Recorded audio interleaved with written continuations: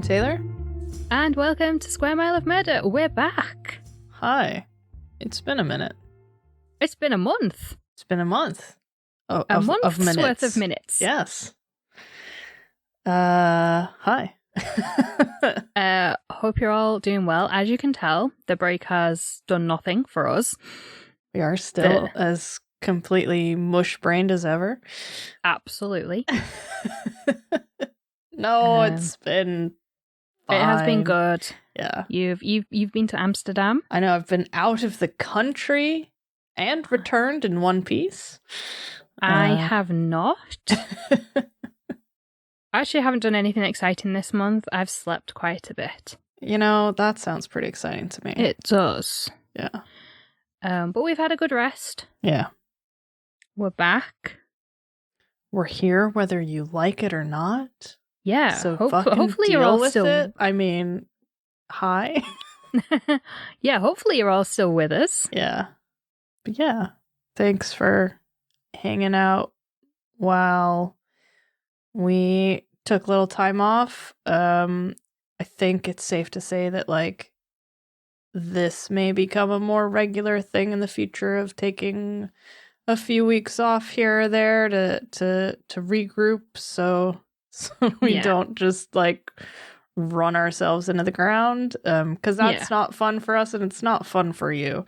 So you know, you might remember that last spring we did a month of like ghostly themed crimes, which was prompted after a friend of the pod, Melissa, asked us if there were any crimes that were blamed on ghosts. And as you know from our Halloween extravaganzas, that we do love anything sort of creepy and mysterious and having to do with like folklore, because it's fun, you know? Yeah, I love folklore. Yeah. So this month we're kind of gonna do some of that, and we're gonna ease our way back into things with a month of true crime adjacent mysteries, i.e. like, is it a crime? Is it a mystery? Is it a mixture of the two? I don't know. You don't know. Who knows? Nobody knows. So we're going to start that sort of string of episodes with the very, very old and very, very mysterious story of the Green Children of Woolpit. So let's do it. So we're going all the way back to the 12th century. Ooh. And the small rural village of Woolpit in Suffolk, which is southeast England. Like maybe an hour north of London. Mm-hmm. So one day in the 12th century, two small green children appeared in one of the Woolpits. Oh. Yeah. Now, this story is said to have taken place sometime during the reign of King Stephen, which was from December 1135 to his death in October 1154. And this was recorded during the 12th century by local abbot Ralph of Coggeshall? We'll go with that. Yeah. So he recorded this story in the 12th century, and the monk William of Newburgh recorded it in the early 13th century. Okay. And what we know is kind of been pieced together from the two records. Mm-hmm. However, there are still some arguments about the veracity of the story of each version written. But either way, it has become a part of local folklore and mystified people for centuries. 800 years. Yeah. So the name, according to the Wikipedia page for the village of Woolpit, comes from the Old English word wolf pit, spelled WULF-PYTT.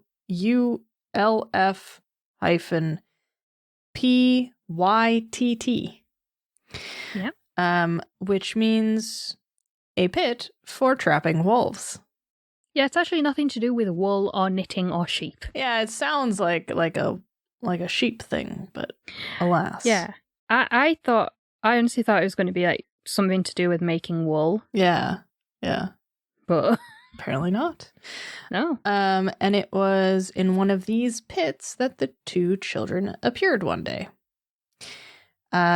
While there are proposals for their reintroduction to the country, wolves are considered extinct in the UK and have been for almost 500 years. But back in the 12th century, they roamed fairly freely and preyed on smaller animals and livestock, the aforementioned sheep. Yeah.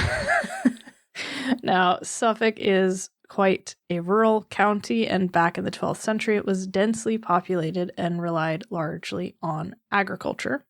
Hence the need for trapping pits, and Woolpit clearly had many pits because they named the town after that. So, Yeah. must have been their claim to fame. Yeah, and this is like a rural village, which is like a couple of hundred people at most. Yeah. The generally agreed upon story goes that one day during harvest time, which is usually midsummer to mid-autumn in the UK, depending on the crops and the weather, two children were seen climbing out of one of these wolf pits in the village. When villagers saw the two children, a boy and a girl, climbing out of the pit, the first thing they noticed was that their skin was green. Now, we're not talking bright cartoon Martian green, but rather like a green tint. That's better than what I was picturing. But a tint enough for it to become like the defining characteristic of the two children. I think it's a bit like, you know how like jaundice can turn your skin yellow. Yellow, yeah, okay, yeah. I think it's that kind of colouring. So the monk and historian Ralph of Coggeshall, as he is henceforth known, described them as, quote, "The colour of their skin differed from all mortals of our habitable world." Now, all mortals, Ralph. Have you met every mortal? I mean, frogs, they're mortal beings. Yeah, Ralph. Lizards. Snakes. Yeah. Fish. You get green fish. Birds. Green birds. Right. Ralph didn't get out much, I think. No. Ralph spent too much time in the monastery, I think. Yeah. I mean, that makes sense. I mean, I just assume that all the monks are kind of pale and a bit sickly. Yeah, they had that funny haircut at that point. Yeah. So it's not good. Yeah. The children, presumed to be brother and sister, spoke a strange language that none of the locals recognised and could not speak any English, and their clothes were different to anything the locals had seen before. They were taken in by Sir Richard de Calne, who lived a few miles away from the village. To start with, the children would eat nothing except raw broad beans, refusing the food they were served in favour of foraging through the vegetable patch until they found the beans and just eating them straight off the stalks. I mean, maybe that's why they're green. Yeah. I mean, it makes sense. Yeah. Like, if you eat excessive amounts of carrots, your skin will turn orange. Mm-hmm. Like, that's a documented fact. Mm-hmm. Maybe broad beans have the same effect. Do enough of them. But after a few days, they did begin to try other foods, and over the following weeks, they adapted to like the same diet as the locals, and the green faded from their skin, and they turned what has been described as a normal colour, which we're just going to assume means white. Yeah, in rural England in the 1100s. In rural England in the current day, trust me. Yeah, that too. But, Yeah. The children were soon baptised, but the boy, who was the younger of the two, became sickly and died, sadly. Didn't get enough beans. No. I'm just going to float a theory, just off the bat. Time travelers. That's it. No explanation. Just, that's my theory. Okay. So, the girl, who is slightly older than her brother, eventually learned English and was able to tell the villagers where the pair had come from. She explained that they came from a place called St. Martin's Land, where the sun never shone. Everything was green, and their version of a bright day was what the rest of us would consider twilight or dusk. She could not fully explain how they came to be in one of the trapping pits, explaining that they were tending their father's flock of sheep when they heard an almighty great sound, which she likened to the church bells she had heard since arriving in Woolpit. And the sound startled them and led them to shelter in a cave where they became lost, and the next thing the siblings knew, they were in the Woolpit, surrounded by villagers who were harvesting their crops. Yeah, I mean, Okay. Makes perfect sense. Yeah, sure. So Woolpit is near the city of Bury St. Albans. Oh. St. Albans. Yeah. St. Albans, which is, I think, known for having a big cathedral and has very big bells. Yes. The Gremlin's family, her grandfather was highly involved in that church in St. Albans. Oh. Cathedral, I guess, or something. Yeah. So I suppose if you've always lived in a rural place and never travelled outside of that and you hear cathedral bells, Yeah. that could be kind of shocking. Yeah. Like, there's no traffic. You've got horse and cart. Yeah. You've not got lots of really loud sounds on a day-to-day basis. Yeah. No. Probably. Absolutely. So, I could understand, like, cathedral bells. They'd be pretty loud. A bit shocking. Scottish astronomer Duncan Lunnan carried out a great deal of research into Sir Richard de Calne's family, and he concluded that the girl became known as Agnes, and she continued to live with Sir Richard de Calne and integrated well into the local high society. Lunnan's research also concluded that Agnes married a royal official, an archdeacon named Richard Barry, and some sources claim they had a child together. However, other sources vary on whether or not Richard Barry ever actually married and had children. So who Agnes and her brother really were, where they came from, whether or not they actually existed, has been debated for literally hundreds of years now. And there are a number of theories covering all kinds of angles. So we'll just look at a few of our favourites. Taylor's already floated her own one, which isn't covered in this list. So good. Glad to be original. Mm-hmm. And we've covered the green broad beans. Yes. So Yeah. Jolly Green Giant theory. Yeah. So the first theory, kind of in the realm of the possible, if a little morbid, is that the children had been poisoned by their caregiver, who wanted them, dead so that they could claim some kind of inheritance. And arsenic poisoning, in some instances, can lead to skin having a greenish tint. Which I didn't actually know. No, me neither. Like, we've covered a lot of poisoning cases. Yes. Because it's kind of become our thing. Yes. I've never actually read that. No. Yeah, that's interesting. But yeah, arsenic can give your skin like a greenish tint. I mean, this assumes that the kids are orphans. Yeah. And someone is looking after them thinking, oh, well, if I off them, that's a nice inheritance. Yeah.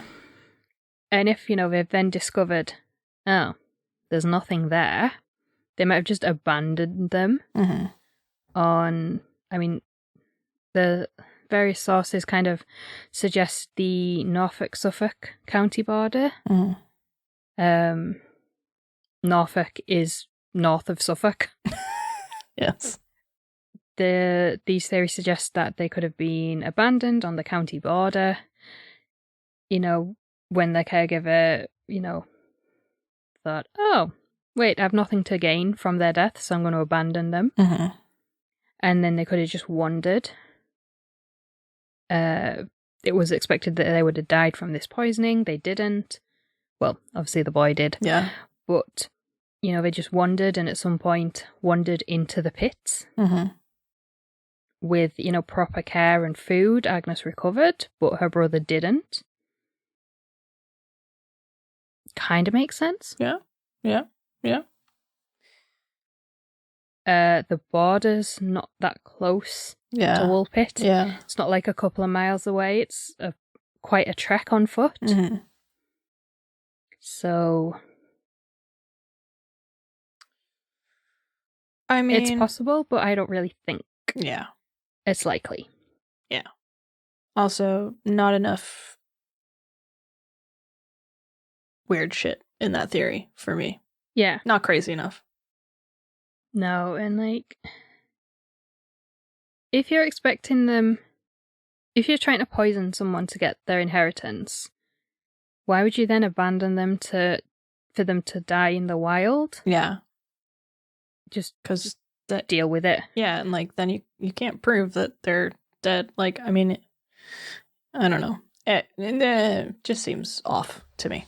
But like, even if you're like, oh, well, there's no inheritance, just wait till they're dead and then be like, well, yeah, they're children. Exactly. The children in like 1130 something. Yeah. Childhood mortality up until 100 years ago was very high everywhere. Yeah. So, yeah, I just think it's weird. Yeah, I agree. Now, and it also doesn't explain the language. No. Or the clothes. Yeah, that's right. So on a similar note, a second theory posits that they were suffering from a type of anemia known as chlorosis or the green sickness. As this is a type of iron deficiency which develops from malnutrition and causes the skin to turn green. I don't know why, but it does. So chlorosis can be fatal, but it can also be treated and patients can make a full recovery if they are given a healthy diet rich in iron. And once recovered, the green tint disappears from the skin. So more modern theories have posited that this is what was really happening to the children. Although again, it doesn't explain where they came from originally, what language they were speaking, how they ended up like in Woolpit, where were the parents or guardians or whoever. But I just looked it up. Broad beans are a good source of iron. So maybe they were like craving them because they were iron-rich foods. Maybe. So maybe the green had nothing to do with the beans whatsoever. Yeah, exactly. It's the beans that cured the green. I don't know. That slogan's not going to catch on. Damn it.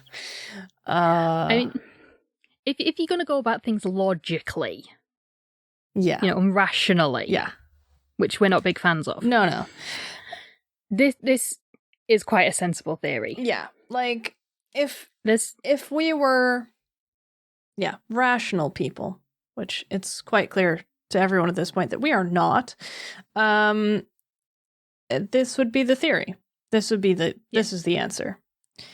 And the weird clothes and strange language and not being like any other mortals is just shit that got added on over the years. Or it could be that they're like children of migrants who've settled in this part of England. They could have had this deficiency because whatever food they were used to, like in their home country or their parents' home country, you couldn't get in England at this point. Yeah. And so they hadn't like found a replacement. Yeah. Or whatever, they just didn't have enough iron-rich food or... But yeah, I think like if you want to be boring about it, that's your theory. Yeah. But that's not what we're here for. If you want to be fun... Yeah. Stick around. We've got something coming up for you. Yeah. Now, the third theory is that the siblings were the children of Flemish immigrants. The 12th century saw a large migration of Flemish people to England and Ireland from the historic region of Flanders, which encompasses parts of modern-day Belgium and the Netherlands. I think... So, was it in February we released the Alice Keitel episode, which was originally like an upper Patreon tier? Yeah. I think we actually talked a bit about like Flanders and Flemish immigration. Yes. In that episode. Yeah, I think you're right. If you want to go back and learn about that. Yeah. We actually recorded that last year, so we've forgotten. It's been a minute. I thought, there's no point putting it in the script because everyone heard about it a few weeks ago. Yeah, there you go. So King Stephen's reign was characterized by a civil war in England known as the Anarchy. I love that. I'd never heard of that. I love that. And the Anarchy was between himself and his cousin Empress Matilda, who was the daughter of King Stephen's predecessor, King Henry I.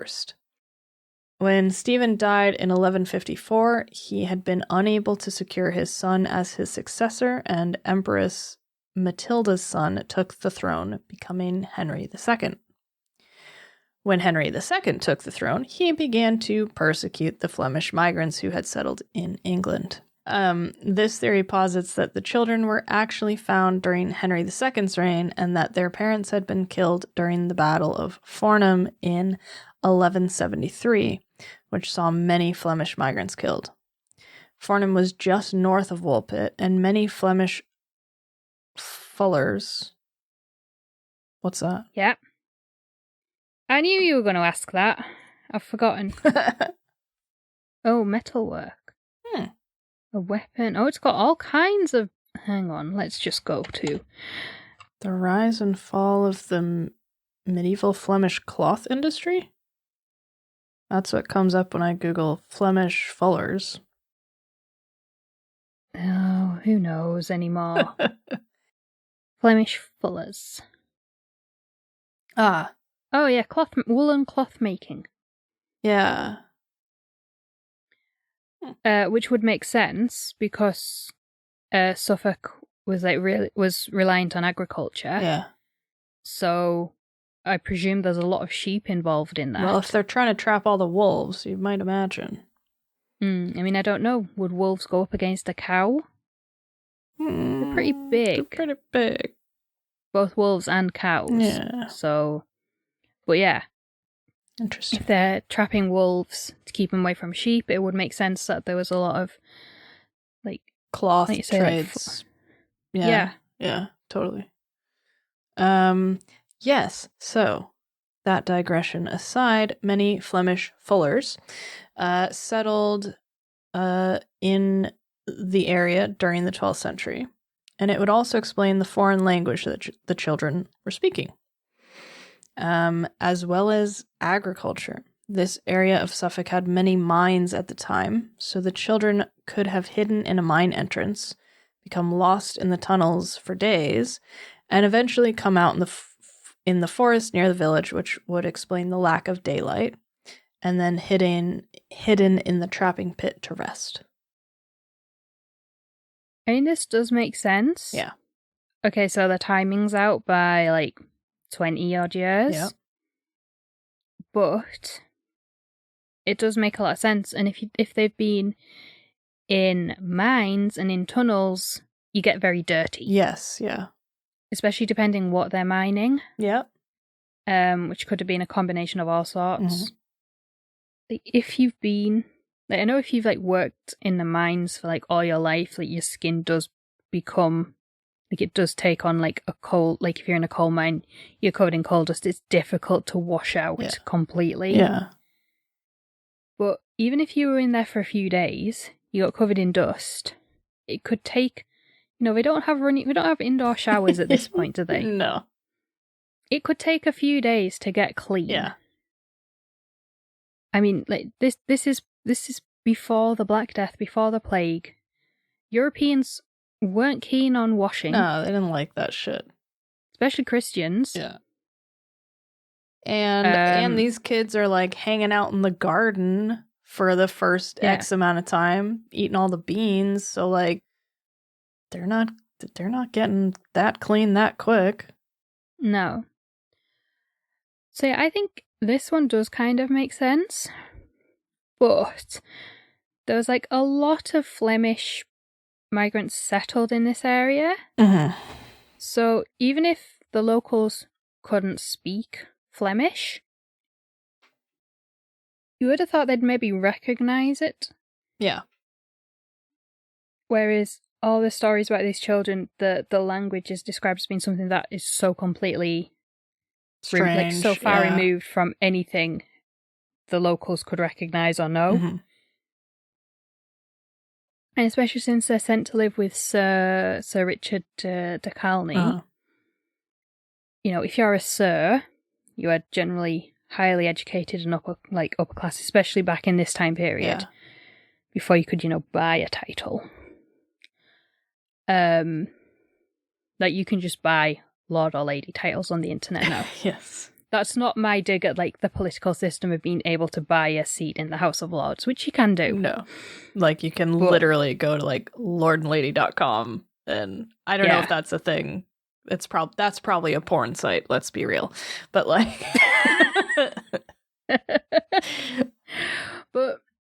but back in the day, the aristocracy, they were highly educated. Yeah. Compared to, the peasants. Yeah. So, and English wasn't even the dominant language at this point everywhere. Yeah. Because we're only 100 years from William the Conqueror in the Battle of Hastings. Yeah. Which was the Normans. So you've got French. Mm-hmm. And it wasn't until the 14th or 15th century that English actually became the language of the courts in England. Until then, it was French. Yeah. So there's a lot of languages knocking about. Yeah. We're not that far removed at this point from the Roman Empire either. No. So you'll have Latin-based languages. Yeah. There's a lot of languages floating around. There's a lot of stuff. A lot of people speaking different stuff, And all the regional languages as well would still have been much more common. Common and more widely spoken. Yeah. So I don't know, but maybe because it was only the 12th century when Flemish migration became a big thing. Maybe some of the locals didn't, or most of the locals maybe weren't familiar with it. But yeah. I don't know. It's very logical. Yeah. It's boring. Yeah. That's the word you're looking for. Yeah. Yeah. Boring was what I wanted to say. So the final theory, and my personal favourite, is that the children were actually extraterrestrial beings from a from another planet. All those foreign planets, Yeah. Yes, I've been waiting for this. I mean, it is 10 o'clock at night. Yes, it is. It's too late for either of us to have caffeine, so... Yes. I mean, this is what you're going to get. So yeah, from a far-off unknown planet. And this theory has actually become more and more popular in modern times. It wasn't even hypothesized until the 17th century. That makes sense. Which, like I said, makes sense. That was when science happened. Became a big thing. Caught on. Well, saying that, all the ancient civilizations had, the Greeks, the Egyptians, the Romans, they all had their version of astrology. Yes. I mean, they also believed in astronomy. Other way around. Yeah. Well, no, right? They all actually have their own version of astronomy. There's the Egyptian zodiac and things like that. And they all heavily believed in that, but they did also have astronomy. Yes, but you've just said astronomy twice. I confused myself. Anyway, the English weren't up on the science until later. Yeah. Basically, people have always liked looking at the stars and assigning different meanings to it. It was just a long time before we actually started to learn more about it. Yes, true. Very true. Astronomy, astrology. No, which is the real... Which is the real science one? Astronomy. Yeah, right, okay. Yeah. So, this theory was hypothesized originally in the 17th century, which is when astronomy was kind of becoming a thing. There you go. I think. Yeah. You did it. We did it. We got there. Yeah. So, the theory goes that the children belong to an alien species, and this could explain the green tint to their skin, Mm-hmm. the unusual clothes, a foreign language, a preference for raw beans straight from the garden, perhaps. Mm-hmm. You know, this twilight world. Pretty much everything about them could be explained as aliens. Yeah, for sure. I'm here for it. Yeah. Really am. Yeah. So this theory is favoured by Duncan Lunnan, who researched Sir Richard de Calne's family and determined the girl became known as Agnes and married Richard Barre. Duncan Lunnan theorised that the children came from a planet beyond our galaxy, which could support life similar to human beings, and this planet's distance from and orbit around its sun was what led to this like twilight kind of permanent dusk. Permanent dusk-like conditions that Agnes described. So Lunnan believed that the children were somehow transported to Woolpit and that their colouring could be due to their diet on their home planet, which possibly included genetically modified vegetables. Yeah. So when is this guy, Duncan Lunnan, like, when is he alive? Now, oh, okay. Like, he was writing, like, when we were kids. Okay, Like, cool. this theory is from, like, the mid-90s. Okay. That's what I was curious about. I think 97? Okay. So, yeah. Seems legit. To be fair, the Green Children of Woolpit sounds like an episode of Doctor Who. It kind of does, and that's what this theory is. This is an episode of Doctor Who. Yeah. So, I'm into it. Mm-hmm. Yeah. I mean, it has everything, doesn't it? Like you say, it's an episode of Doctor Who. It's classic, like, folklore, like these weird beings from another place, and like but it wraps everything up in a very, very neat bow. Yes. And so the girl, Agnes, she eventually learned to speak English and said they were from a place called St. Martin's Land. Mm-hmm. Like, if this is a completely alien species way outside of our galaxy, are they going to have the same saints that we have here? No. This is my problem with it. Unless they're time travelers from some far distant future where the Earth has fallen out of orbit, and so it's like just that bit further away from the sun, and so it's twilight a lot. But they still have the same like saints and shit, but language has evolved to such a point. And yeah, they eat a lot of spinach or some shit. And yeah, so then they came back all Outlander style, and the pits were where the magic, stones. It's just a magic pit. Magic wool pit. Like a magic wool, a wool portal. Yeah. And then they showed up, and they were like, "Hey, I'm not buying it." I am. That's my theory. No. I did just do a quick Google. There is a place called St. Martin's. Uh-huh. It is a Caribbean island. Oh, yeah. It is half Dutch, half French. Ah. Yep. Seems legit. But you won't be green. I mean, if they'd been on a boat for a really long time and they were just that seasick. Maybe. So, French was commonly spoken at this point in England, I believe. Dutch, less so. Yeah. And also you've got Flemish and Dutch Flemish as well, Yeah. so they could, but also this is long before European colonization of everywhere. So it's not like they would have been the children of colonizers who, for whatever reason, came back to Europe. Yeah. So I don't buy that it's time travel. I'm sorry.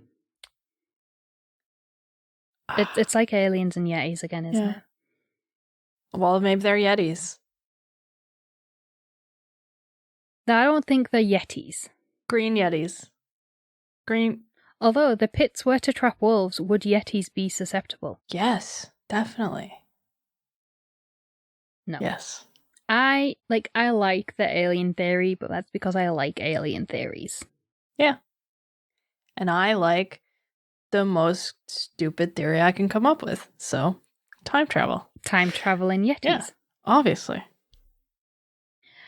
So yeah, I like the alien theory. This area of the UK actually is the location of Britain's Roswell incident. Mm-hmm. Which you never know, might come up in a future episode. There you go. Like next week. Sounds fun. Did I say that out loud? It was supposed to be a surprise. Well, I can cut it out if you want. Yeah, I think you should. Yeah. So yeah. Just after I said Roswell incident, just cut everything else out. I'm going to leave it all in now, you know. Okay, cool. Love it. No. But yeah, I like an alien theory. They're fun. So whether they were aliens or time travelers or Yetis or just dirty children who'd been playing in the mines. Regardless of the truth behind the story of the green children of Woolpit, they have become part of local folklore, influencing artists and writers, and possibly even inspiring the folktale The Babes in the Wood. And the black metal sign at the entrance to the village depicts the two children in green. I love that. I think that's so cool. That's really cool. I like that. Yeah, I think the Wikipedia page for it's either the village of Woolpit or the Green Children of Woolpit, both of which are linked in the episode notes. One of those pages does have like a photo of the village sign. I think it's so cool. Oh yeah, it's the children's page. Yeah, that's quite cool. That's a very cool sign. I like that. Yeah.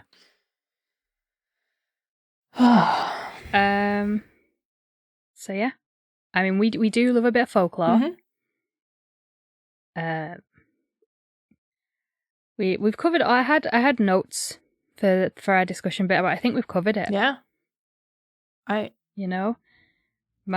only alternative theory was that these children were orphans. They were children of migrants, which is why they spoke foreign language, and they'd excessively eaten beans, which had turned them green. Yeah. The same way excessive carrot eating turns you orange. Yeah. That was my like reasonable explanation. We don't do those here. I know. Right.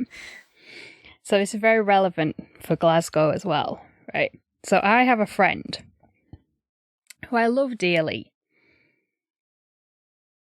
who is as mad as I am, and then some, who once decided if his life didn't work, like if things didn't work out in life, he was going to drink enough iron brew that his skin turned orange, and then I would become his manager slash agent, and we would travel around as like a sideshow kind of freak show kind of thing, and he would just be exhibited as that orange iron brew man. Yeah, okay. So I don't know if iron brew turns your skin orange the same way carrots do. I mean, it's made from steel. It probably does. Made from girders. Yeah. So iron girders. So yeah, iron, not steel. Whatever. Well, you make steel That's from true. iron. I was just going that one extra step. Hey, sounds like a good life plan. Worked out for these kids. I mean, one of them not so much, but you know, the other one, The she other did one, okay, yeah, immortalized as a green child. right? Shit, what more could you ask I for? mean, we weren't that successful as kids, that we were going to be like No, immortalized. definitely not. I mean, maybe immortalized as that little shit down the road, but that's about it. But we've now covered, so we've got Green Children of Woolpit. We had the Blue Men of the Minch yes, in the Flannan Isles lighthouse. Yes. So green, blue. We're gonna have to come up with another color. Yeah. We need all the primary color mysteries. I mean, green isn't a primary color, is it? No. It's a secondary color. We need red and yellow. I'm sure. And orange and purple. I'm sure there's some of those. I mean, orange. Orange is very easy to do. Why? Fake tan. Oh. Yeah. Okay. I was like, pumpkins? Why? Actually, right. So a few years ago, I saw this show it was on Netflix. It's not on UK Netflix anymore. It very much upset me.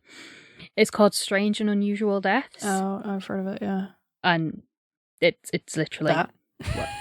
Yeah. And one of them was a guy who became convinced that eating carrots, and when I say eating carrots, I mean hundreds of carrots a day, was the key to eternal youth or everlasting life or immortality, something along those lines. Everyone told him to stop. His doctors were like, you will poison yourself and you will die. He turned bright orange, and eventually he died of because I think it's vitamin A in carrots that you can overdose on. And if you eat too much, it just poisons your liver, and then your liver packs up and you end up with multiple organ failure and heart attack and die. Yikes. And that's what happened to this guy. But he was just bright orange. Sucks. So yeah. So we got orange. We're done with that. Just need red and yellow and other colors. So if you have some colorful mysteries, send them our way. I'm still convinced it's aliens. Yeah, I think that's a good explanation. Time traveling Yeti aliens? Then you're speaking my language. But, you can't win them all, right? So let us know what you think, because we'd love to find out. I mean, maybe you're a doctor who specializes in chlorosis. Maybe you're and can tell us. Maybe you're a doctor who specializes in. I'll just go. Just gonna go. So yeah, let us know what you think, and please tell us: is it aliens or time travelers? Y'all better tell us this time, because I'm still so sad that none of our patrons voted on Yetis versus aliens. All those many months ago. The reference to Yetis will become clear next week. Okay. Be on the lookout. We'll explain at the end of next week's show. It will make sense. Yes. Perfect. All will be revealed. Hi. We've come back with many mysteries for you. So yeah. If you like the show, be sure to rate and review us on your podcast app of choice, especially Apple Podcasts, and subscribe so you never miss one of our new delightful episodes. Obviously, you don't want to miss this. And if you want to get some cool Square Mile merch, we do have a selection of products with some cool new designs, and you can find those at squaremileofmurder.store, or you can click the link in our show notes. It's also on our website. It's places, you'll find it. You're smart. Go for it.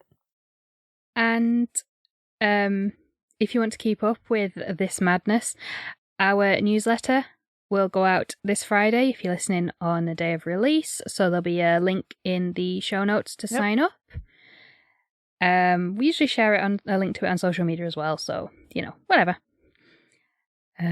Keep up with the insanity.